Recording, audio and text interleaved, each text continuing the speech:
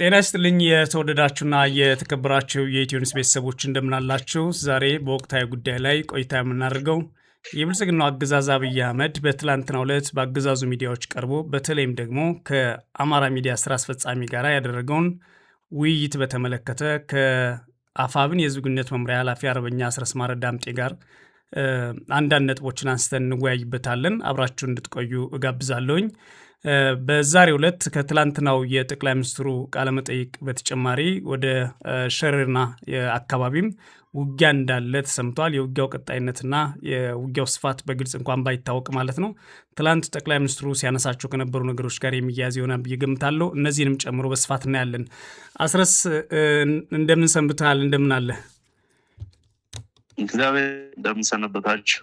አለን እግዚአብሔር ይመስገን። መልካም። በትላንትናው ዕለት ጠቅላይ ሚኒስትሩ የብልጽግናው አገዛዝ ጠቅላይ ሚኒስትር የሰጠውን ኢንተርቪው እንደተከታተልከው ነግረኛልና በአጠቃላይ ዓላማው ምን ይመስልሃል? ብዙ ሰዎች በዛ ጉዳይ ላይ ብዙ ብለዋን፣ ግን እናንተ እንደ ድርጅት ወይም ደግሞ እንደ ድርጅት የህዝብ ግንኙነት ኃላፊነትህም እንደ አንድ ሰውም ጠቅላይ ሚኒስትሩ በትላንትናው ዕለት የሰጠውና በሚቀጥሉት ይቀጥላል የተባለው ቃለመጠይቅ ምን ዓላማ ይዞ የመጣ ይመስልሃል? አመሰግናለሁ። ገና ማስታወቂያው ከተላለፈ ጊዜ ጀምሮ አስተያየትም በይፋ ስንሰጥበት ነበረ። ጠቅላይ ሚኒስትሩ እንግዲህ ቃለ ምልልሱን ያደረገው የአሚኮ ዋና ስራ አስፈጻሚ ነው። ተራ ጋዜጠኞች አይደሉም ያደረጉት። በሌላ በኩል ደግሞ በራሱ በአሚኮ በአማራ ቴሌቪዥን በሚባለው ቅረቡ አንድ የሆነ ትርጉም የሚሰጥ ነገር እንዳለው ገነዘባለሁ። በአሁኑ ሰዓት እንደሚታወቀው የአማራ ህዝብ ተጋድሎ በከፍተኛ ሁኔታ የተቀጣጠለበት ወቅት ላይ ነው የምንገኘው። ይህ ተጋድሎ ደግሞ የፋኖ ተጋድሎ በአንድ ወቅት ራሱ ጠቅላይ ሚኒስትሩን ጨምሮ ጀነራሎቹም ሌሎች ሚኒስትሮችም በተደጋጋሚ ሲያጣጥሉት ነው የነበረ። ዓላማ የሌለው ትግል ነው፣ የፖለቲካ ግብ የለውም፣ የተበታተነ ነው፣ ድርጅት የለውም፣ ዋሻ ውስጥ ነው፣ ገዳም ውስጥ ነው የሚል የማጣጣል ነገር ብዙ ጊዜ ሲያደርጉ ቆይተዋል። ያ ሁሉ ነገር ተኗል። ያ ሁሉ ውሸት ሐሰት መሆኑ በተግባር ተረጋግጧል። አሁን ደግሞ ከፍ ወዳለ ደረጃ እያደገ ዲፕሎማሲያዊ ቅቡልነትም እያገኘ በቀጣናው የሚንቀሳቀሱ በምስራቅ አፍሪካም በኢትዮጵያ ውስጥ ያሉ ኃይሎች ጋር የመተባበር እድሎች እየተፈጠሩ በትርክት ደረጃም በንግግር ደረጃም በይፋ እየተነገሩ እንዲህ አይነት ባሎች እየመጡ መሄዳቸውና ትግሉ በዚህ ልክ አገዛዙን ማንቀጥቀጥ መቻሉ ከፍተኛ ፍርሃት ፈጥሮበታል። እንዲህ አይነት ሁኔታዎች ሲያጋጥሙት ጠቅላይ ሚኒስትሩ ከዚህ በፊት እንደሚያደርገው መፍጠር ያ ማለት አንደኛው በአማራ ህዝብ መካከል አውራጃዊነትን መፍጠር ከብሔራዊ አስተሳሰቡ ከብሔራዊ ኢንተለጀንሱ የተፋታ የፖለቲካ ኃይል እንዲሆን የመበታተን ዓላማን ይዞ ይነሳል። ከዚህ በፊት ብዙ ጊዜ ሲደረግ እንደነበረው። በሌላ በኩል ደግሞ ከሌላው ኢትዮጵያዊ ከሌላው ህዝብ ጋር ቅራኔ ሊፈጥሩ ይችላሉ የሚላቸውን አጀንዳዎች ለማንሳት ይሞክራል። ለዛም ነው እንግዲህ አብዛኞቹ የዳሰሳቸው ነጥቦችን በተመለከተ ንግግር ያደረገባቸው አንደኛው የኦሮማራ ጉዳይ ነው፣ ሌላኛው የትብብር ጉዳይ ነው፣ ሌላኛው የሰኔ 15 ጉዳይ ነው። እነኚህ ሁሉም ጉዳዮች በዚህ ወቅት ትኩረት ሊሰጣቸው የሚገቡ ወይም የተለየ ቁም ነገር ያላቸው ሆኖ አይደሉም። አንድ ጠቅላይ ሚኒስትር እነኚህ ነገሮች አጀንዳ ሊያደርግ የሚችልበት ሌላ ምክንያት ምንም ማግኘት አትችልም። ቁርሾን መፍጠር ወይም ደግሞ አለ ብሎ የሚያስበውን ቁስል ማከክ እና ስንጥቅ መፍጠር አማራው የኃይልና የፖለቲካ ማዕከል እየፈጠረ መሄዱ ስላሳሰበው ያንን የኃይልና የፖለቲካ ማዕከል እንዳይጸና ለማድረግ ሌላ አደጋ የውስጥ ሽኩቻ ለመፍጠር አንጃ ለመፍጠር ይጠቅመኛል የሚለውን ትርክት ለመንዛት ነው አሚኮ ላይ የተገኘው። ምክንያቱም ከዚህ የከፉ የባሱ በጣም ትልልቅ ጉዳዮች አሉ። የአማራ ህዝብ በጦርነት እየታመሰ ነው ያለው። በአገዛዙ ይፋዊ ጦርነት ታውጆበት ለ3 ተከታታይ ዓመታት ያለ እረፍት ዋጋ እየከፈለ ነው ያለው። ንጹሃን በየቦታው እየተደበደቡ ነው ያሉት። ስለነኚህ ጉዳዮች ሊያነሳ ጦርነቱን እንዴት ማቆም እንዳለበት ሊያነሳ ነው የሚጠበቀው አንድ ጤናማ የሀገር መሪ። ከፊሉ ሀገሩ በጦርነት ውስጥ ስላለ ያን ጦርነት በምን መንገድ እናቆማለን የሚል በማንኛውም መንገድ ነው ስራ ሊሰራል ብለህ የምትጠብቀው። ነገር ግን ያነሳቸው አጀንዳዎች ፍጹም ከዛ የራቁ ናቸው። አላማውን በአጠቃላይ አላማው የአማራውን የኃይል ማዕከልነት እንዳይጸና ለማድረግ ከቻለም ለመከፋፈል አስቦ ነው ይህንን ቃለ ምልልስ የሰጠው። በጥቅሉ እንደዛ ነው ማስበው ነኝ። አሁን አላማዎቹ በዚህ ደረጃ ካስቀመጥካቸው አስረስ የሚሳካለት አላማ አለ ብለህ ታስባለህ? ከእናንተ አንጻር ማሳካት የሚችለውስ ነገር አለ በዚህ ንግግሩ ወይንስ በተቃራኒው እነዚህ ጉዳዮች እንዲያውም የበለጠ ለኃይላችን የሚጠቅሙ ናቸው የምትሏቸው ነጥቦች አግኝተሃል? አይሳካም። የጠቅላይ ሚኒስትሩ የአማራን ሕዝብ ለመከፋፈል የኃይልና የፖለቲካ ማዕከላችንን ለመሰንጠቅ ያደረገው የፕሮፓጋንዳ ዘመቻ ፈጽሞ አይሳካም። ለምን መሰለ? አንደኛ ብዙ ፈተናዎችን ያለፈ ነው ይህ ኃይል። ብዙ ተመሳሳይ ችግሮችን ተሻግሮ ብዙ ፈተናዎችን ተሻግሮ የእርስ በርስ ችግሮችን ተሻግሮ በጽናት በጥበብና በወንድማማችነት በደምና በመስዋዕትነት የተፈጠረ ነው። የአማራ ብሔርተኝነት ዝም ብሎ ወረቀት ላይ ብቻ የተተነተነ በሀሳብ ብቻ የተቀመጠ አይደለም። በሁሉም ማዕዘን ያለው አማራ ደም አፍስሶ አጥንቱን ከስክሶ ከጠላት ጋር ተናንቆ ትውልድ ዋጋ ከፍሎበት የተፈጠረ የብሔርተኝነት እንቅስቃሴ ነው። ይህን ለመፍጠር ብዙ ጊዜያት ፈጅቷል፣ ብዙ ዓመታት ፈጅቷል። ስለዚህ በአንድ በዚህ በሚዲያ በሚደረግ ዘመቻ አይደለም ቴክኖሎጂ የታጠቀን ኃይል ጭምር ሬዚስት አድርጎ በዚህ ልክ የቆመ ስለሆነ አይሳካም። በሌላ በኩል ደግሞ ጠቅላይ ሚኒስትሩ እንዲህ አይነት አጀንዳዎችን የመስጠትም ሆነ የማሳካት እድል የለውም። በአሁኑ ጊዜ አልፏል ያ ዘመን። ስልጣን በያዘ በመጀመሪያዎቹ ወራት ምናልባት ከመጀመሪያዎቹ 6 ወራት 7 ወራት እኔን ጨምሮ ብዙዎቻችን ተስፋ አድርገን ለውጥ መጣ በሚል ስሜት ፍጹም ቅንነት በተሞላበት አስተሳሰብ ከፍተኛ ድጋፍ ሰጠነዋል። የአማራ ሕዝብ በሁሉም አካባቢ ያለው በነቂስ ወጥቶ ረጃጅም ሰንደቅ ዓላማዎችን አውጥቶ ድጋፍ ሰጥቶታል። ያን የሰጠበትን ድጋፍ በክህደት አጥፍቶታል፣ ተክዷል። ይህ ሕዝብ ተክዷል። አብይ አህመድን እና ያን ጊዜ የለውጥ ኃይል ተብሎ ይጠራ የነበረውን ቡድን የደገፉ ብዙ የፖለቲካ ሊቃን ብዙ ቡድኖች ተክደው ከሱ በተቃራኒ ተሰልፈዋል። አሁን በጣም ሰርፕራይዝ የሚሆነው ማንም ኢትዮጵያዊ ከጠቅላይ ሚኒስትሩ አፍ እውነተኛ ነገር ወይም ሀቀኛ ነገር ከተነገረ ነው ብዙዎቻችን ሰርፕራይዝ የምንሆነው። እንደው ተራውም በዚህ ፖለቲካ ውስጥ በፖለቲካ ውስጥ የማይሳተፈውም ዜጋ ጭምር የሚደነቀው ከእሱ አፍ ሀቀኛ ንግግር ከወጣ ማለት ሀሰት ካልተነገረ፣ ካላጭበረበረ፣ ህዝብን ከህዝብ የሚያጋጭ ነገር ካልተናገረ ነው ሰርፕራይዝ የምንሆነው እንጂ ይሄ ነገር የተለመደ ባህሪ ሆኗል። ይሄ የተለመደ ነገር ደግሞ አስቀድሞ ምን ሊናገር እንደሚችል የተገመተ ገዢ የሌለው ነው የተነሳው ሀሳብ። ማንም የማያዳምጠው፣ ማንም የማይሰማው፣ ለምን እንደመጣ፣ እንዴት እንደመጣ፣ በምን ሰዓት እንደተናገረው እያንዳንዱ ዜጋ በደንብ የሚረዳው ስለሆነ አይሳካም። ጠቅላይ ሚኒስትሩ ያሰበው ይሄ አደገኛ ፕሮፓጋንዳ ስራ አይሳካም ብዬ ነው ማምነው። መልካም፣ እያንዳንዳቸውን እንያቸው እስኪ። ከነዛ መካከል በዋናነት እሱ የጠቀሰውና እንዴት መጻፍ እንዳለበት ታሪክ ነው ጭምር ብሎ የሚናገረው የሰኔ 15ን ጉዳይ ነው። የአማራ ሕዝብ በሰኔ 15 ጉዳይ የገደሉንም የሞቱትን እናውቃቸዋለን፣ ገዳይ ማስገዳያችንም እናውቃለን ብሎ በራሱ ወስኖ እንዲያውም የትግል መነሻ ያደረገው ጉዳይ ሆኖ ተፈጥሯል። በአሁኑ ሰዓት ጠቅላይ ሚኒስትሩ ግን ታሪኩ በተሳሳተ መንገድ ተጻፈ ብለው ሲናገሩ ሰምተናቸዋል። በመጀመሪያ ይህንን ታሪክ ለማለት የሚያበቃው ገና ሂደቱ ብዙ ቢሆንም ግን ጠቅላይ ሚኒስትሩ በሰኔ 15 በትውልዶች መካከል ችግር የሚፈጠር ችግር ነው ብሎ የጠቀሰው አለ። ምንድነው የሚፈልገው? ምን አይነት ቅርጽ ይዞለት እንዲሄድ ነው የሚፈልገው? ምን አይነት መከፋፈል፣ ምን አይነት የአማራ ህዝብ በዚህ ጉዳይ ላይ ምን አይነት አደጋ ውስጥ እንዲገባ ነው የሚፈልገው? በእርግጥስ በዶክተር አምባቸውና በጀነራል አሳምነው መካከል ተፈጠረ የተባለውን ክስተት የአማራ ህዝብ እንደ አካባቢያዊና እንደ ታሪካዊ ጥፋት ወይም ደግሞ ለትውልድ የሚተርፍ ደም መቃባት አድርጎ ነው የሚመለከተው? ይህን የምጠይቅህ በዋናነት በዚህ ሁኔታ ውስጥ በተከሰቱት ውስጥ በስፋት የቅርብ የሆነ እድሜው የደረሰ የተማረ ነገሮችን የሚመረምር ሰራዊት ስለምትመሩ ነው። በሰራዊታችሁ ውስጥ ይህ ስሜት ምንድን ነው ያለው?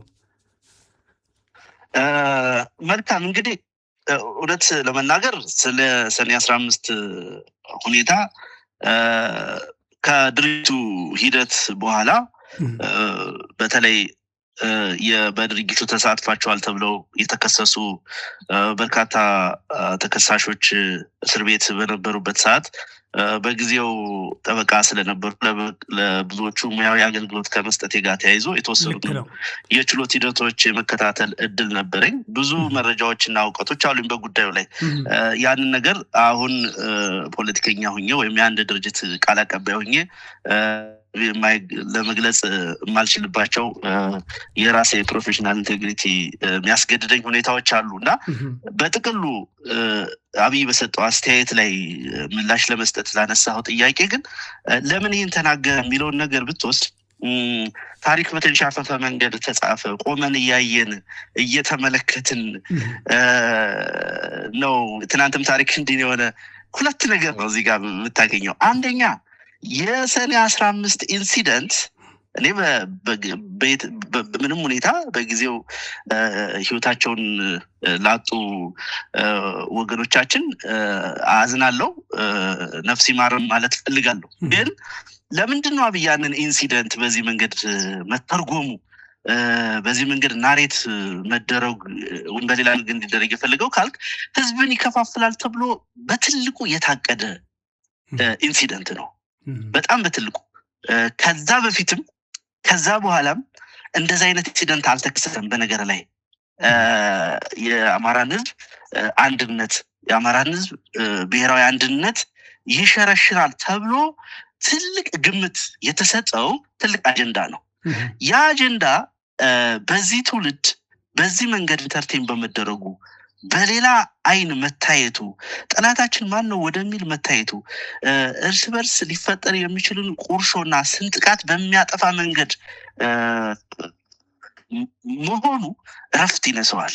እንደገና መቆስቆስ ይፈልጋል። እንደገና ለሱ ታሪክ ማለት በሰኔ 15 ምክንያት የሆነ አካባቢ ህዝብ ከሆነ አካባቢ ህዝብ ጋር እንዲዋጋ፣ ፊት እንዲዟዟር፣ ጥርስ እንዲናከስ ነው። እንግዲህ የሱ የሰኔ 15 ኢንተርፕሬቴሽን ያ ነው። የሆነው ግን ሌላ ነው። የሆነው ግን ሌላ ምንም ይሁን ምን ድርጊቱ በምንም ሁኔታ አይፈጸም፣ ማንም ያድርገው፣ ማንም መስዋዕትነት ይክፈልበት፣ የአማራ ህዝብ ጥያቄ ከዛ ኢንሲደንት ከፍ ያለ ነው። አንድነታችን፣ ታሪካችን፣ ስነ ልቦናችን፣ ማንነታችን ነው ትልቁ ጉዳያችን፣ ህልውናችን ነው ብሎ በነቂስ ተነስቷል። ያ አጀንዳ ይሄንን ትግል ወደኋላ ሊያስቀር የሚችልበት ችግር ሊፈጥር የሚችልበት ምዕራፍ ተዘግቷል። ይሄ ይረብሸዋል። ይሄ እረፍት ይነሰዋል። እውነት ለመናገር እኮ ያ ኢንሲደንት ሲፈጠር የሀገሪቱ ጠቅላይ ሚኒስትር የነበረ ሰው እንደ አንድ ታዛቢ ወይ እንደ አንድ አክቲቪስት እንደ አንድ ኮሜንታተር ኮሜንት ማድረግም እኮ አይጠበቅበትም። ራሱ ኃላፊነት የሚወስድበት እኮ ነው። የሚጠየቅበት ጭምር ነው። በሌላ መንገድ የሚጠየቅበትም ነው። ወይ በቀጥታ ተሳትፎበታል፣ አሊያ ያ ክስተት እንዳይከሰት ማድረግ የሚጠበቅበትን አላደረገም። የሀገር ጠቅላይ ሚኒስትር ነው። ሁሉ ነገር በእጁ ያለ፣ ሁሉን ሪሶርስ ማዘዝ፣ ሁሉን ኢንስቲትዩሽኖች ማዘዝ፣ የሴኩሪቲ አፓራቱስ ሙሉ በሙሉ ማዘዝ የሚችል ግለሰብ እንደ አንድ የዳር ተመልካች፣ እንደ አንድ ጋዜጠኛ፣ እንደ አንድ የውጭ ሀገር ሰው ዳሩ ነው ይህን ጉዳይ ሲያራግብና ሲተች ማየት በጣም የሚገርም ነው። ሁለተኛው ነገር ስለ ሰኔ 15 በዛ መንገድ ሊያነሳ የሞከረው ነገር ራሱንም ለመከላከል ነው። በአንድም በሌላ መንገድ በዛ ኢንሲደንት ውስጥ በዛ ክስተት ውስጥ በረጅሙ ወይ በአጭሩ እጁን አስገብቶ ያቦካበት ሁኔታ እንዳለ ይታወቃል። ይህንን ደግሞ በጣም በተደጋጋሚ አስተያየት የተሰጠበት፣ ብዙ ትንታኔ የተደረገበት፣ አብዛኛው ህዝብም ተቀብሎት ያለ የዋለ ያደረ ጉዳይ ነው። ብራዎች ያስተናገደ ክስተት ስለሆነ ስለዚህ ራሱንም ለመከላከል ጭምር እንደገና ሌላ ታሪክ እንዲጻፍ ሌላ ነገር እንዲባል ይፈልጋል። አብይ አህመድ በዚህ ዘመን የአማራ ህዝብ ጠላት ነው። አንድ ጠላት የሆነ ግለሰብ ጀግና እንዴት እንደምንፈጥር ጀግና ማንን እንደምናደርግ ሊመርጥልን አይችልም። ሁለቱንም ወገን ጀግና አድርጓል ትውልዱ በሚል ሲገልጽም ሰምቻለሁ። እና መካሪም አያስፈልገውም። በነገር ላይ ትውልዱ መካሪም አያስፈልገውም። ማንን ጀግና ማድረግ እንዳለበት ህዝቡ ራሱ ያውቃል። ለምን ጀግና እንደሚያደርግ ህዝቡ ራሱ ያውቃል። እሱ ገዳይና ሟች ያላቸውን ግለሰቦች ወይም በሌላ ቋንቋ ምን ጠቅሳቸውን ግለሰቦች ሁለቱንም ጀግና ማድረግም ሁለቱንም በሆነ መንገድ ሌብል ማድረግም በአይኑ ያየ የተመለከተ በሁኔታ ውስጥ የተሳተፈ ከክስተቱ በኋላ ማለት ነው በነበረው ሂደት የነበረውን ሁኔታ የታዘበ ህዝብ ነው። ስለዚህ ከዛ በላይ ከህዝቡ ኮንሽስነስ በላይ ሆኖ እሱ ይሄንን ምክር የመስጠት ሞራልም የለውም። እውነት ለመናገር ድሮን የሚያዘንብበት በጀት የሚደበድበው በየእርሻ ማሳው የሚገለው ገበያ ውስጥ የሚያጠፋው 11 እዝ አሰማርቶ እየጨፈጨፈው ያለውን ህዝብ ጀግናህን እኔ ልምረጥልህ፣ አጋርህን እኔ ልምረጥልህ፣ ተባባሪን እኔ ልወቅልህ ማለቱ በጣም የሚያስገርም ስላቅ ነው ሆኖ ነው የሚታይ።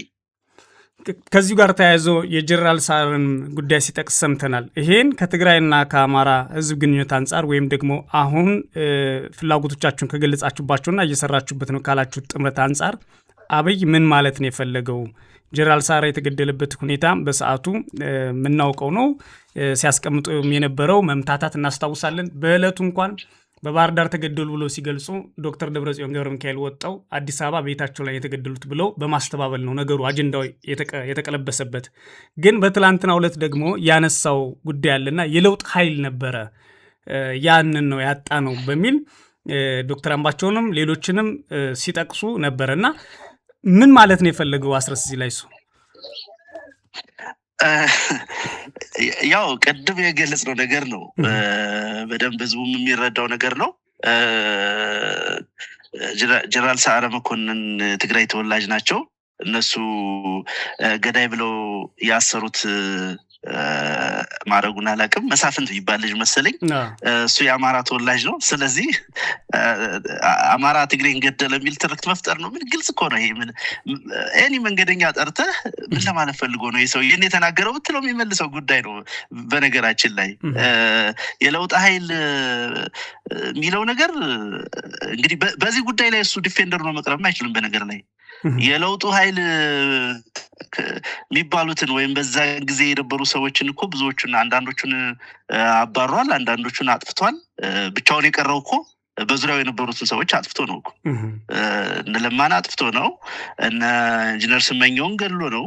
ሌላም ነገሮችን ማንሳት ትችላለህ በጊዜው የነበረውን ነገርና እኔ በጣም ይገርማል። ከዚህ በፊትም ስናነሳ ነበረ እና አንድ ጋዜጠኛ ጋር ቴዎድሮስ ጸጋዬ ጋር ስናነሳ ነበር። ታሪክ ብዙ አይነት ገጾች አሉት። መጥፎ ገጾች አሉት፣ መልካም ገጾች አሉት። አንድ ፖለቲከኛ ታሪክ ለታሪክ ጸሐፊዎች የሚተው ለባለሙያዎች የሚተው ነው በፋክት ደረጃ። ግን ሀገር እመራለሁ የሚል ሀገር አስተዳድራለሁ የሚል በተለይ የሁሉም ኢትዮጵያውያን ዕጣ ፈንታ ወስናለሁ የሚል ጠቅላይ ሚኒስትር ግድያን እና ህዝብን ከህዝብ ጥርጣሬ ውስጥ ይጥላሉ፣ ስንጥቃት ይፈጥራሉ የሚላቸውን ጭብጦች ብቻ እየመዘዘ በአደባባይም በመድረክም በቃለ ምልልስም በፓርላማ ንግግርም በሁሉም መድረኮች እንዲህ አይነት ነገሮች ሲናገር መስማት የሚገርም ነው። ምን አይነት የክፋት ጥግ እንደሆነ ሁሉ እኔ ማሰብ አልችልም። ምናልባት በመካከለኛው ዘመን የነበረውን ታሪካችንን በደንብ ቢያነብና ቢያውቅ እኮ እያንዳንዱን እየመዘዘ ግለሰብ እየጠራ ሁሉ ሊናገር ይችላል። እና ፎርዛት ማተር ሀፕን ቢያደርግ እንኳን አንድ ህዝብ ሪፕሬዘንት ይደረጋል በሆነ ኢንሲደንት በሆነ ግለሰብ። አንድ ግለሰብ የሆነ ወንጀል እንዲፈጽም ውክልና የሚሰጥህ ማህበረሰብ የለም እኮ። እኔ አማራ ነኝ። በዚህ ትግል ውስጥ አንድ የሆነ ቦታ አንድ የሆነ ዘርፍ የምመራ አመራር ነኝ። እኔ የምፈጽመው አንድ ህገወጥ ድርጊት ካለ ሙሉ የአማራን ህዝብ እንዴት ሊወክል ይችላል? ያንስ ለህዝብ ቁርሾ ውስጥ ያስገባል ብሎ እንግዲህ የጀነራል ሰዓረ ገዳይ ነው የተባለው ግለሰብ አጃቢያቸው ነው ታምኖ ትሬኒንግ ወስዶ ሌሎችም እንደዚህ አይነት ነገሮች አሉ። ባለመግባባትም የሆነ ነገር ሊፈጠር እኮ ይችላል። እኔ ምን አይነት አስተሳሰብ እንደሆነ በእርግጥ ህዝቡ በደንብ ነው የሚረዳው። ይሄ ነገር እንዲህ አይነት ቆሻሻ ገጾች ናቸው ብሎ ያሰባቸውን ነገሮች ነው በስፋት እየተጠቀመባቸው ያለ። ይሄ ነገር በአክቲቪስቶቹ ሲነገር፣ በብልጽግና ሚዲያ ሚሊሾች ሲተረክ የቆየ ጉዳይ ነው። አዲስ ጉዳይ አይደለም። እንደው መጨረሻ ላይ ስላረካ ውጤትም ስላላመጣለት ራሱ ታጥቆ ገባበት አሚኮ ላይ እንጂ አዲስ ነገርም አይደለም። የተነገሩት ነገሮች ምንም የተለየ ነገር የተለየ አንግልም አልተጠቀመም። የብልጽግና ኃይል ለሚዲያ ሰራዊቱ የሚሰጠውን የከፋፋይነት ስምሪት እና ጠቅላይ ሚኒስትሩ ከፋፋይ አጀንዳዎች ላይ ስንጥቅ ፈጣሪ አጀንዳዎች ላይ በዚህ ልክ አተኩሮ ያውን በሚኒስትሪ ሚዲያ ሚሊዮኖች ይሰሙታል ተብሎ በሚገመት ሚዲያ የሰጠው ቃለ ምልልስ መስጠቱ ያለበትን የማሰብ አቅም እና የክፋት ደረጃ በደንብ የሚያሳይ ነው። በሌላ በኩል የአገዛዙንም ስጋትና ፍርሃት በደንብ የሚያመላክት ሆኖ ነው የሚታየኝ። ልክ ነው። መልካም አስረስ። በእርግጥ በጀነራል ሰዓረ ጉዳይ እጁን መታጠብ የሚችልና ከደሙ ንጹህ ነው የሚልበት እድል በጣም 99% የተዘጋ ነው። ምክንያቱም ያን ግድያ የመሩ መከላከያ ሰራዊት አባላት ጀነራሎች አሉ። በጀነራል ሐሰን ኢብራሂም የተመራ ቡድን ያንን ግድያ እንዳስተባበረ በግልጽ ዓለም አቀፍ ተቋማት ባደረጉት ምርመራም ጭምር ያረጋገጡት ነው። ለወደፊቱም የሚጋለጥ ይሆናል ብዬ ነው የማስበው። በዋናነት አስረስ፣ ሌላው በትላንትናው ዕለት ሊመክራችሁ ሲፈልግ ከነበሯቸው ጉዳዮች አንዱ ትብብራችሁን እውነተኛ እንድታረጉ፣ ልክ እንደ ኦሮማራ እንዲሆን ትብብራችሁ መሰረት ያለው እንዲሆን፣ ሀሳብ ያለው እንዲሆን ሊመክራችሁ ሞክሯል። በሌላ በኩል ደግሞ መለስ ብሎ ወልቃይትን ውሰዱት ብሎ የሚታገለው ለአማራ መብት የሚታገል የሚለው ኃይል ነው የሚለው። በእርግጥ በትክክል እናንተን አልጠቀሰም። ለአማራ ታገላለሁ የሚለው ኮሎኔል ደመቀንም ጨምሮ ብልጽግናንም ራሱንም አብይ አህመድንም ጨምሮ ነው፣ ወይም አረጋ ከበደ ማለት ነው። ግን ስፔሲፊካሊ ወደ እናንተ ስላመጣው ውሰዱ ብለው ለትግራይ ሰዎች ነግሯቸዋን ከለከሉን፣ የእናንተ ናቸው የከለከላችሁን ብልጽግናዎች እንጂ እነሱ ከወሰዱት ብለውናል ይላል። አንደኛ እዚህ ላይ ምን መልእክት ነው ማስተላለፍ ይፈልገው? ያው በጣም ብዙ የተባለበት ነገር ነው። ግን በዋናነት እናንተ ወልቃይትን ውሰዱ ማለት የሚያስችል ተጨባጭ ነገር አላችሁ ወይ? ወልቃይትስ በእጃችሁ ነው ወይ? እኔ በጣም የሚደንቅ እኮ ነው። አንዳንድ ጊዜ አብይ አህመድ ወልቃይትን እጁ ላይ ያደረገው የብር አምባሩ ይመስለዋል መሰለኝ። ዝም ብሎ ብድግ አድርጎ የሚሰጠው ወይ አስረስ አንስቶ የሚሰጠው ወይ በቃሉ መልሶ የሚቀበለው ወይ የሆነ አካል የሆነ ነገር የሚያደርገው። እኔ ህዝቡን በምን ያክል ደረጃ ቢንቀው እንደሆነ የሚገርመኝ። ያው በምላሹም ህዝቡም ለሱ ያለው አመለካከት ተመሳሳይ መሆኑ በእጀን እንጂ በጣም የሚገርም እኮ ነው። የወልቃይት ተቆርቋሪ ከሆነ ጠቅላይ ሚኒስትሩ እንግዲህ ኦልሞስት ረጅም ጊዜ ወደ 4 ዓመት ምናምን የተጠጋ ጊዜ ውስጥ ያ አካባቢ በጀት የለውም፣ ተወካይ የለውም፣ ህጋዊ አስተዳደራዊ ውክልና የለውም፣ በፌዴራሉም በክልሉም መዋቅር ውስጥ። ያንን ማድረግ እኮ አንዲት እርምጃ አንዲት ስንዝር ያልሄደ ግለሰብ እኮ ነው። ምርጫ ሊያደርግ ብሎ እኮ እነ ኮሎኔል ደመቀን ስንዴ ነዶ ቲሸርት አስለብሶ ሲያስጨፍር ከሰነበተ በኋላ ምርጫ ይደረግበት ብሎ የሰረዘ እኮ ራሱ ነው። ለምን ያን አላደረገውም? ከዛ በተረፈ እኛ ማንን እንዳልኩ በእጃችን ያደረግነው የሆነ ንብረት የሆነ ተራቁስ አይደለም እኮ፣ ማንነት ነው፣ የግዛት ጉዳይ ነው፣ ትልቅ አጀንዳም ነው። ኦርዛት ማተር የቀጠናውን አጠቃላይ ጂኦፖለቲካዊ ትኩረትም የሚስብ ጭምር ነው። እንደው የብዙ ኃይሎችም ኢንተረስት ያለበትም ነው። በሰፊው እንሂድበት ከተባለ እኛ መንግስት አይደለንም። የአማራን ህዝብ ነፃ ለማውጣት የአማራን ህዝብ ህልውና ለማስከበር ተጋድሎ እያደረገ ያለ ሸማቂ ኃይል ነው ይሄ ድርጅት። ስለዚህ ያንን ወስነን የመስጠት የመፈራረም ዓለም አቀፋዊ ህጋዊ እውቅናም እኮ ያስፈልጋል እንዲህ አይነት አግሪመንቶች እንደዚህ አይነት የሚጸኑ ስምምነቶች ለማድረግ።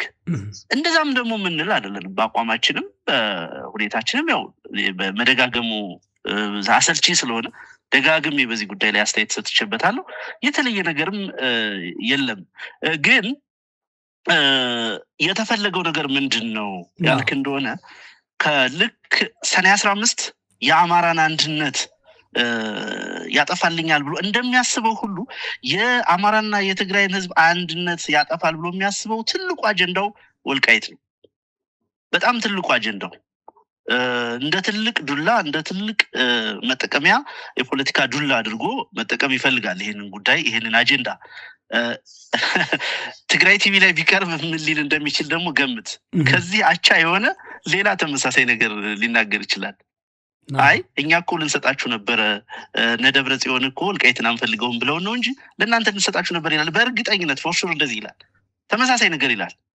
ፋና ላይ ወይ አሚኮ ላይ ሲቀርብ ደግሞ ሌላ መሀል የቆመ አስተያየት መስጠቱ አይቀርም እና ዋነኛ ዓላማው በእርግጥም ወልቃይት የግዛት የማንነት የወሰን የምናምን ጉዳይ ተቆርቁሮ እንዳልሆነ በተግባር የሚታይና የሚረጋገጥ ነገር ነው። ነገር ግን ይህ አጀንዳ ትግራይና የአማራን አንድነት ያጠፋል፣ ስንጥቃቱ ለዘላለም ይቀጥላል፣ በዚህ መሀል እኔ ስልጣን ላይ ቆያለሁ፣ በዚህ መሀል የምፈልገውን አደርጋለሁ በሚል ሳቤ እንደሚናገረው እኔ አድማጩን በደንብ የሚረዳው ይመስለኛል።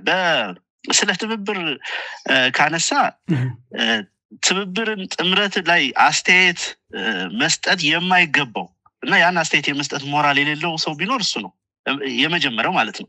ለምሳሌ ስለ ኦሮማራ ተነሳ። ኦሮማራ ምንድን ነው? የኦሮማራ አርኪቴክቱ ማን ነበር? እነማን ነበሩ አሉ? ለማ መገርሳን የካደ ሰው ገዱ አንዳርጋቸውን የካደ ሰው ስለ ጥምረት ስለ አንድነት ስለ ሌላ ነገር ሊያወራ አይችልም። ከሊቅ እስከ ደቂቅ በነቂስ የደገፈውን እንደው በምርጫ እንኳን ስልጣን ላይ የወጡ ጠቅላይ ሚኒስትሮች እና ግለሰቦች ሊያገኙት በማይችሉት ሁኔታ ያን ያክል በድምቀት በአደባባይ የደገፈው ህዝብ ላይ ጦርነት ያወጀ ግለሰብ ስለ ትብብር ሊያነሳ አይችልም። ስለ ዘላቂ ስምምነትም ሊያነሳ አይችልም። ፎርዛት ማተር ኦሮማራ ምንድን ነው ምን እንደሆነ እንኳን አይታወቅም እኮ። በጣም በናሮ ሰርክል የሚወሰን የጥቂት ግለሰቦች በኋላ የሆነ እየተነገረ መጣ እንጂ ህዝብ እንኳን ንግግር ያላደረገበት ምን እንደተከናወነ ማናቀው ምን ስምምነት እንደተደረገ ማናቀው በታሪክም ደረጃ ይሄንን ጠቅላይ ሚኒስትር ፈጥሮ በዚህ ልክ ህዝባችን ፍዳውን እንዲያይ የዘር ማጥፋት ጦርነት እንዲታወጅበት ሀገሪቱ በጦርነት ዑደት ውስጥ እንድትቆይ ያደረገ ካልሆነ በዛ የሚታወስ ካልሆነ ሌላ የተለየ ነገርም አልነበረውም። ከነበረውም በራሱ በሰውየው ክህደት ከሽፏል ማለት ነው። ይዞት የተነሳው ዓላማ በሱ ካዲነት ለስልጣን ባለው ስግብግብነት ብቻ ሳይሆን ፈሪነትም ጭምር በዙሪያ ላይ እነዚህ አርኪቴክቶች ካሉ የዛ ፕሮጀክት ማለት ነው ወይም ደግሞ ሌሎች አቅም ያላቸው ሰዎች ካሉ ስልጣን ላይ የመቆየት እድል አይኖረኝም ወይም ደግሞ የኔን ተሰሚነት ይሻማሉ የኔን ፖፑሊስት ሼር ያደርጋሉ እያለ እያንዳንዳቸውን አጥፍቷቸዋል በሚችለው መጠን። ከዛ በኋላ ሙሉ አሽከሮችን እንደ ጠንቋይ ቤት ዙሪያውን ተቀምጠው የሚካድሙትን ብቻ ሰብስቦ ነው ሀገሩን እየተጫወተበት ያለና ስለ ትብብር መካሪም ሊሆን አርያም ሊሆን አይችልም። እንደውም በዛ ንጽጽር ካየው አሁን እየተነገረ ያለው የጥምረት የምናምን ጉዳይ ለረጅም ጊዜ ሊቃኑ ሁሉ ጭምር አስተያየት እየሰጠበት ያለ ህዝቡ አስተያየት የሚሰጥበት ሰራዊቱ አስተያየት የሚሰጥበት በየመድረኩ ንግግር የምናደርግበት በምን ሁኔታ እንዴት ከማን ጋር ኔጌቲቭሊም ፖዚቲቭሊም ገንቢ አስተያየቶችም ሌሎች ትችቶችም እንዲህ አይነት ትብብር ያስፈልጋል አያስፈልግም ተብሎ የፖለቲካ አየሩን ከቅርብ ጊዜ ወዲህ በተለይ አጠቃላይ የኢትዮጵያ ፖለቲካ አየር ሞልቶ ያለ ጉዳይ ነው። በውጭም ያለው ሊቃን የሚዲያ ሰውም ታጋዩም በተከታታይ አስተያየት እየሰጠንበት አንዳንዱ እየተተቸ አንዳንዱ ምስጋና እየቀረበ አንዳንዱ ተገቢ ነው እያለና ይሄ ሂደት ይሄ የፖለቲካ ዲስኮርስ ውስጥ መቆየቱ ይሄ ጥምረት ከኦሮማራው ጋር ፈጽሞ ልታነጻጽረው የምትችለው አይደለም። የተሻለ ውጤት የሚያመጣል በእርግጠኝነት። ምክንያቱም በጣም በብዛት ስጋቶች የተተነተኑበት ነው። አሁን ይደረጋል የሚባለው የጸረ ብልጽግና ኃይሎች ብሔራዊ ኃይሎች ጥምረት የተሻለ ከኦሮማራ ከሚባለው ጋር ሊነጻጸር በማይችል መልኩ የተሻለ ውጤት ያመጣል ተብሎ ለምን ብዙ ጊዜ ስጋቶቹ ላይ ነው ፎከስ ተደርጎ ውይይቶች ሲደረጉ የነበሩት ስጋቶቹ ላይ ነው ትኩረት ተደርጎ ብዙዎች አስተያየት ሲሰጡ የሚዎችም ጭምርና ታሪም መሆን አይችልም እንደው ግረፍ መንገዱን ካነሳ ነው አይቀር የኦሮማራ ጉዳይም እኔ በትብብር በጥምረት በምናምን ደረጃም ልትጠቅሰው የምትችል አይደለም ምንነቱም ያን ያክል የሚታወቅ አይደለም እንዳልኩ አብይ አህመድ የሚባል ጠቅላይ ሚኒስትር ስላዋለደ ያ ፕሮሰስ ትኩረት ከመሳቡ በስተቀር ሌላ የረባ ነገር የለውም ምንም አንደኛ ህገ መንግስቱ ላይ ያመጣው መሰረታዊ ለውጥ የለም ሌሎች አሰራሮች ላይ ፖለቲካ ስትራክቸሩ ላይ ምንም የወለደው ምንም የቀየረው ነገር ስለሌለ በምሳሌነት ሊያነሳው የሚችልም አይደለም ምናልባት የያዘመን ናፍቆት ይመስለኛል ያነሳው ምናልባት አስረስ ላይ አንድ ማለት ማንሳት ያለብን ነጥብ አለ ከዚህ ከጥምረቱ ጋር ሲያነሳ የኦሮሞና የአማራ ህዝብን ግንኙነት አንስቷል እና በግንኙነቱም ውስጥ የሚፈልገውና ያነሳው የሚጠቅሳቸው ነገስታት አካባቢም ሁሉ ያው በትላንትናው ዕለት ጎንደርም የኦሮሞ ነው የሚለውን መልእክት ለማስተላለፍ ሙከራ አድርጓል የተቃወመው ሰው አለ የለም ባላቅም ማለት ነው ልክ አይደለም የሚለው ግን በዋናነት ይህንን የሚያነሳበት ምክንያት ምንድነው ብለን መጠየቅ አለብን ይህ የኦሮሞና የአማራ ህዝብ ግንኙነት የተለየ ነው ወይ ከሌላው ምሳሌ ከአማራ ህዝብና ከትግራይ ህዝብና ከኦሮሞ ህዝብ ግንኙነት ወይም ከሌላው የኢትዮጵያ ህዝብ ከሶማሌና ከኦሮሞ ህዝብ ግንኙነት የተለየ የሆነበት ለአብይ አህመድ ምንድነው ቋንቋም እና ህዝብ የሚወራረሱ የሚገናኙ ናቸው ይሄ ብቻ ሳይሆን እኮ በኬንያና በኢትዮጵያ ህዝብ በኢትዮጵያና በሱዳን ህዝብ መካከል ያለው በቤሻንጉላ በሱዳን ህዝብ መካከል ያለው ግንኙነት እንኳን ለየት አድርገን ብናየው የሚታወቅ ነው አብይ መጥቶ ታሪክንም ሁሉንም ነገር የኦሮሞና የአማራ ትብብር የሰራው ነው የዚህ ሀገር ብሎ ይጠቅሳል በኋላም ላይ በእርግጥ የትግራይ ሰዎችም የሀገሩ አካል ስለሆኑ እነሱ ልረሳቸው አይገባም ብሎ ያሾፋል ደግሞ መልሶና ምን ማለት ነው እየፈለገ ያለው ለምን በዚህ ሰዓት ወይንስ ውጊያውን ወደ ብሔር አጀንዳ የመውሰድ ፍላጎት አለው ወይንስ በዛ ከኦሮሞ ጋር በመታረጓቸው ትብብሮች ማፍረስ የሚፈልገው ዓላማ አለው እኔ ቢመስለኝ የፋኖ ተጋድሎ ከብዶታል እንደሚታወቀው ፋኖ የአማራን ኮዝ የተሸከመ ኃይል ነው የአማራን ኮዝ ከጠመንጃ ጋር የተሸከመ ኃይል ነው ይህ ኃይል ራይዚንግ ፓወር ነው አዳጊ ኃይል ነው በጣም በማይገመት ፍጥነት ብዙ ነገሮችን የለዋወጠ በጣም ያልተነካ ፖቴንሻል ያለው እንደ ብልጽግና በዘረፈጅነቱ ያልተፋ እንደ ሌሎች ኃይሎች ደግሞ ከዚህ በፊት በፈጸመው ድርጊት በመንግስትነት ጥርጣሬ ውስጥ ያልገባ ብዙ ኢትዮጵያውያን በጉጉት የሚያዩት በሰፊው ደግሞ አማራው በጣም ተስፋ እና በፍቅር የሚደግፈው ኃይል ነው እንዳልኩ አዲስ ኤነርጂ ነው አዲስ ኃይል ነው ከብዶታል ይሄ ትግል ስለዚህ አንድ ማምጣት የሚፈልገው ነገር አለ ስለ ኦሮሞና አማራ ደጋግሞ በመናገር ራሱን የኦሮሞ ወኪል በማድረግ የፋኖ ኃይልን ደግሞ ያው የአማራ ወኪል ስለሆነ በሌላ አነጋገር ወይ በሌላ ቋንቋ ስጋት ስላደረበት ከኛ የበለጠ ጠላት አላችሁ ወይም የትግራይ ህዝብ ጠላታችሁ ነው በሚል ለመግለጽ አስቦ ይመስለኛልና ያ ፍርሃት የፈጠረው ጥሪ ነው ስለ ሀገር ሲያነሳም ደጋግሞ እንግዲህ ሰምቻለሁ ጎበና እና ምኒልክ ሳይኖር ጎበና እና ምኒልክ በአንድ ላይ ባይሰሩ ሀገሪቱ በዘመናዊት ኢትዮጵያ አትኖርም ነበር የሚል ነገር ሁሉ ሲነሳ ነበር በእርግጥ ብዙ ጥቁር አማሮችን ሰብስቧል እነሱን እንደ ጎበና ወይ እንደ ምኒልክ ያየ አስበው ሊሆን ይችላል እንደሆነ አላውቅም የሀገር የሁሉም ሀገር ነው አንድ መረሳት የሌለበት ሀቅ ሁሉ ኢትዮጵያዊ በየልኩ ድርሻውን የተወጣበት ሚናው ድርሻው በተለያዩ የታሪክ መታጠፊያዎች የተለያየ ሊሆን ይችላል ግን ኢትዮጵያን ስናስብ ሁሉንም የፖለቲካ ኃይሎች ሁሉንም ህዝብ ነው ታሳቢ ልታደርግ የምትችለው አማራው ብቻውን ትግራይን በማግለል የተለየ ሀገር ሊኖር አይችልም የተለየ ኢትዮጵያ ታሪክ ሊኖር አይችልም ትግሬውና ኦሮሞ አንድ ላይ በመሆን አማራውን በማግለልም በተመሳሳይ የተለየ ሀገር ሊፈጠር አይችልም ስለ ኢትዮጵያ የምናስብ ከሆነ ኢትዮጵያ ስለሚባለው ሀገር መንግስት ታሪክ አጠቃላይ ሁኔታ የምናስብ ከሆነ ሁሉንም ኢትዮጵያዊ በልኩና በሚዛኑ ማሰብ ያስፈልገናል። ከዚህ በፊት እኮ ትግራይ ኢትዮጵያ ማህፀን ነች ብዙ ነገር ተናግሯል። ቃሉን ልዘነጋው እችላለሁ እንጂ መቀሌ በሄደ ጊዜ የተናገራቸውን ንግግሮች ማስታወስ ይቻላል። ከዛ በኋላ ደግሞ የትግራይ ሽማግሌዎችን፣ እናቶችን አንዳንዴም ሊቃን ሲሰበስብ የገለጻቸው ነገሮች ነበሩና እንደው አንዳንዱ ነገር ጠለቅ ብለን ማስተያየት ለመስጠት የማትችለው እንትን የላቸውም፣ ወጥነት የላቸውም ሀሳቦቹ። ለምሳሌ አሚኮ ላይ ይህን በተናገረበት ደቡብ ቴሌቪዥን ላይ ቢቀርብ ወይ ሶማሌ ቴሌቪዥን ላይ ቢቀርብ እኮ በተመሳሳይ ወይ አፋር ቢሄድ ስለ አፋሮች ኢትዮጵያዊነት አጉልቶ ሲናገር ልትሰማው ትችላለህ። እና የሀገር መሪነት ባህሪ ስለሌለና ያን ኢንክሉሲቭ በሚያደርግ መንገድ ስለማይገልጽ አስቸጋሪ ነው ሁኔታው። ነገር ግን ምክንያቱም ካነሳልኝ አሁንም አማራው ከሌላው ኃይል ጋር መተባበር እንዳይችል በዋናነት ከትግራይ ህዝብ ጋር ትብብር እንዳያደርግ ከፍተኛ ስጋት የፈጠረበት ጉዳይ እሱ ስለሆነ ነው ሞር ስለ ኦሮሞ ህዝብ አብዝቶ እየተናገረ ያለው ማለት ነው። መልካም አስረስ፣ የመጨረሻ ሀሳብ እንድትሰጠ የምፈልገው በአሁኑ ሰዓት በተለያዩ ቦታዎች ውጊያ ላይ ነው ያላችሁት፣ ጦርነት ላይ ነው ያላችሁት። በብዙ ግንባሮች ኃይሉን አሰማርቶ እዞችን በሙሉ አስገብቶ በትግራይና በአማራ ውጊያ በተለይ በአማራ ክልል ከፍቷል።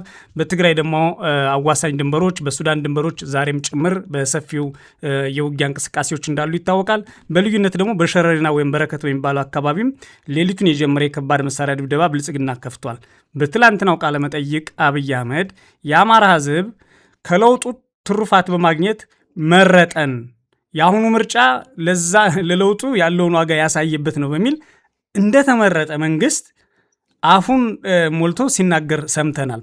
በምርጫ ዕለት የተከሰቱ የሆኑ ውጊያዎች፣ የምርጫ ያልተደረገባቸው አካባቢዎች አብይ አህመድ የአማራ ህዝብ ወዳጅ ነው ወይ? በአሁኑ ሰዓት የአማራ ህዝብ ጥያቄዎች ናቸው ብሎ ያቀረባቸው ምን ያክል ልክ ናቸው?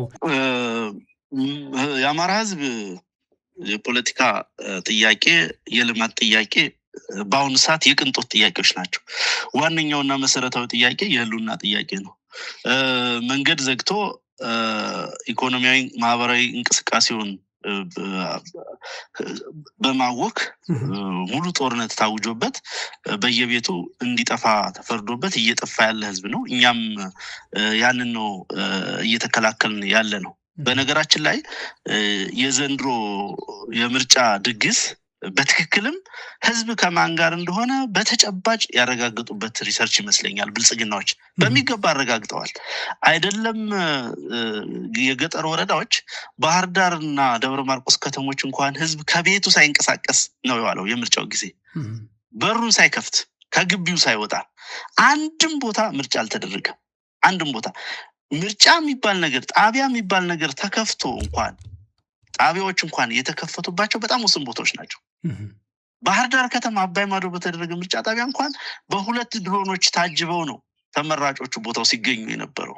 ምርጫ አልተደረገም። ይሄ ምርጫ ያልተደረገበት ምክንያት ደግሞ በእኛ ጥረት ብቻ ሳይሆን ራሱ ህዝቡ ብልጽግናን አንቅሮ ስለተፋው፣ ገዳይን በምርጫ ካርድ ህጋዊ አላደርግም፣ ስልጣን ላይ አላቆይም የሚል የጽና እምነት ስላሳደረ ነው። ይሄ እምነት ያደረበት በአገዛዙ የጨፍጫፊነት ባህሪ ጭምር ነው። እኛ በሰራነው ፖለቲካ ብቻ አይደለም። በነገር ላይ ብልጽግናን ለመታገል ህዝብ ሞቢላይዝ ለማድረግ ብዙም ሳይጠበቅብህም ራሱ ብልጽግና የሚያደርጋቸው ድርጊቶች፣ የሚፈጽማቸው ዘረፋዎች፣ አስገድዶ መድፈሮች፣ ጭፍጨፋዎች በቂ ምልክቶች ናቸው፣ በቂ ማሳያዎች ናቸው። በየቦታው በየአካባቢው አስነዋሪ ድርጊቶች ተፈጽመዋል። ህገወጥ ድርጊቶች ተፈጽመዋል። የጦር ወንጀሎች ተፈጽመዋል። እነኚህ ህዝቡን ለነጻነቱ እንዲታገል እንዲነሳ ያስቻሉ ጉዳዮች ናቸው።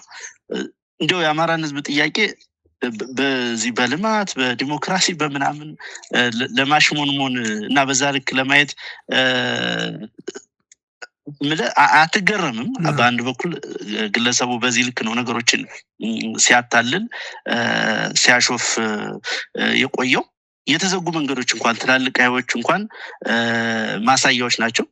በአንጻሩ ሙሉ በሙሉ የጦርነት ዋዜማ ላይ ተሆነ አሁን አንተ እንዳነሳሁም በሌሎችም አካባቢዎች ተጨማሪ ግንባሮች እስካሁን እየተደረጉ ካሉ ውጊያዎች እንደ እየተከፈቱ አዳዲስ ኃይሎችም ጦርነቱን እንዲቀላቀሉ በራሱ በአገዛዙ አማካኝነትም ጦርነት እየታወጀ ባለበት ወቅት ላይ ነው የምንገኘው። ኦልሞስት ይፋዊ ጦርነትም የታወጀ ይመስለኛል። ባህር ዳር አየር ምድብ ሱ-27 እና ሱ-30 ጀቶች ስታንድ ባይ ሆኖ ተቀምጠዋል።